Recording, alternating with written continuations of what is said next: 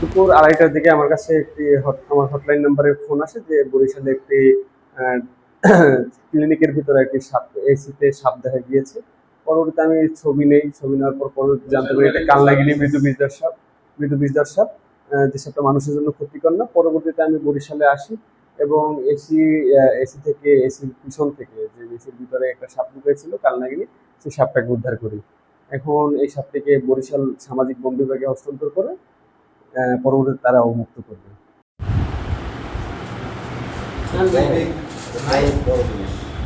সকালবেলা যদি আমার একটা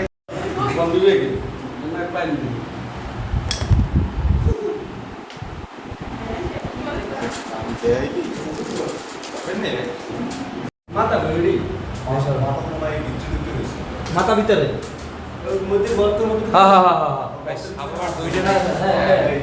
আমি ভালো মতো জানতে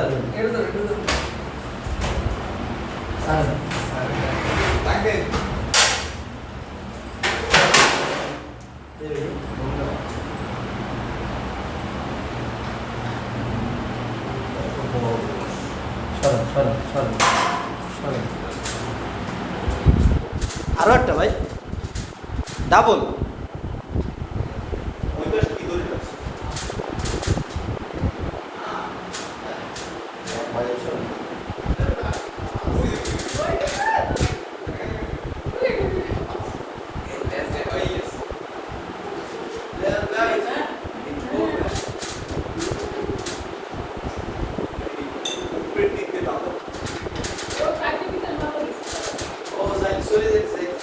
ভাই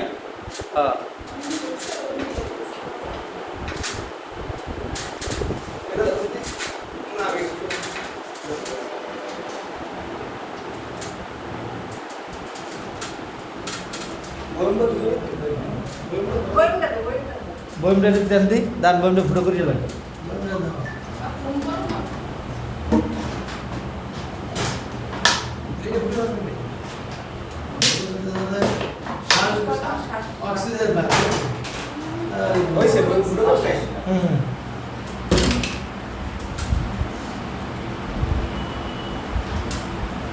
সিটে দেবেন